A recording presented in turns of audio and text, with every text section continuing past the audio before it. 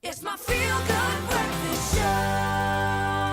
Welcome back to your Feel Good Breakfast Show. We are live, large and in charge on this Thursday morning, and it's so good to have your company. And listen, we are just 2 weeks away from the 2019 Super Rugby season, and while South African players will be out to get their hands on the trophy, at the back of their minds, of course, they'll be thinking about the upcoming Rugby World Cup and to chat about the start of the Super Rugby season and the Springbok World Cup Rugby Campaign. Former Springbok player. One more time, give it up for Bryan Habana.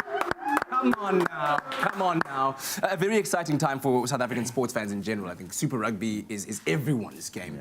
Yeah. This weekend, coming up this Sunday, the double-header with the Bulls. Sunday, yeah. Yes, I mean, the marketing's been absolutely amazing to see everyone in their superhero gear, but all happening at Cape Town Stadium. And these matches, yes, they are warm-ups, but I think important for the teams to kind of get their minds in the game in terms of the season coming up. How important are these kind of games? It's incredibly important, the start of these games, Cliff. I think more so, you know, they've been doing sort of probably an 8 to 10 week block of pre-season, of fitness, putting structures in place, you know, game plans in place, and now it's literally going out on the field and putting what they've now practiced, you know, to the foray. And again, you know, you have the Bulls who have got the likes of a Dwayne Vermeulen, you know, Skalkbus have gone up, you know, the Stormers have now, again, you know, at Cape Town Stadium, that's going to be pretty cool, but it's going to be really important for these teams to put their best foot forward on Sunday in terms of, again, the competition starts in just over 2 weeks. Super Rugby format has changed again, so the guys and the players getting their heads around, again, that 8 weeks of toil, of gruel, of... Again, I don't miss pre-season, I'm not going to lie to you.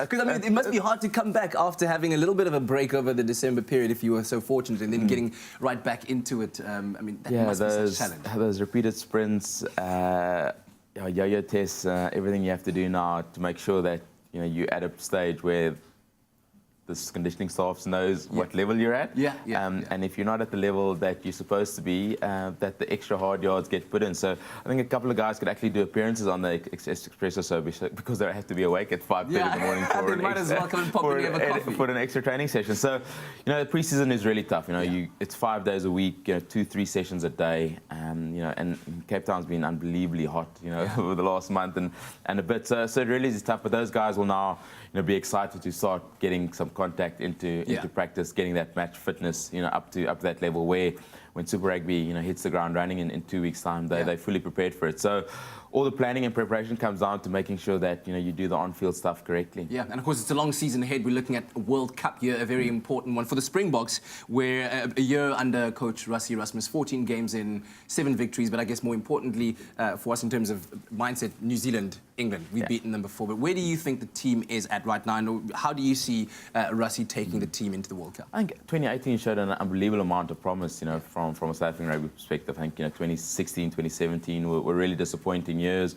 Even though results, you know, might have come, you know, far and few between, I think the growth, you know, being able to see that historic moment of Siya Kolisi becoming the first player of colour to go on and captain the Springboks, get that series victory against England in June, but then seeing them go on and beat New Zealand in New Zealand, it was probably one of the most memorable rugby moments probably in the last 10 years, potentially. You know, the likes of a Piwe Diante, you know, Cheslin Kobe, you know, see all those guys, seeing Peter Steph du Toit and his raw emotion post that win was something really special. So, potentially a bit of disappointing end-of-year tour over in the Northern Hemisphere in 2018, but Rassie, you know, will definitely have a very technical plan in place and in preparation for the World Cup. There's not many international games. I think there's only 3 or 4 games before that first game against New Zealand in Japan in September. So a lot more positivity around the Springboks, around the Springbok brand, where they're going.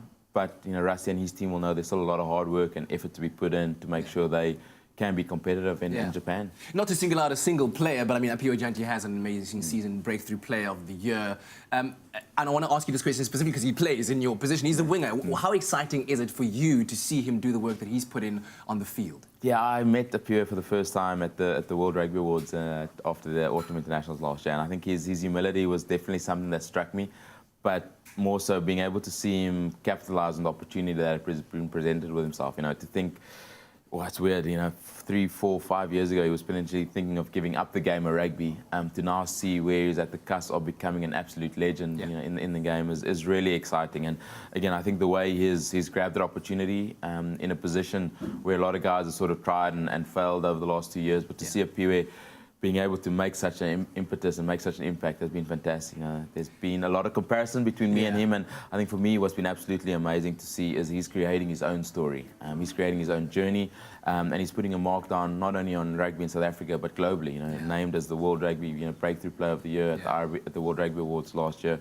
It means he's somewhere in a good place in terms of achieving greatness. It's really wonderful for me to see, and like I said, it's great to be able to support and see that the custodian of the jersey at present is making it a really special one. And I'm sure he's dreaming of emulating the likes of you on the field out there. Listen, I wish we had more time to speak about this, because I'd have loved to have picked your brain about where you think the Springboks will end up. Who do you think has the best chance of taking the trophy home? But as always, a pleasure to have you here with us, and we hope to welcome you back here into our Feel Good studio pretty soon. Thanks very much. Ladies and gentlemen, Bryan Habana, come on!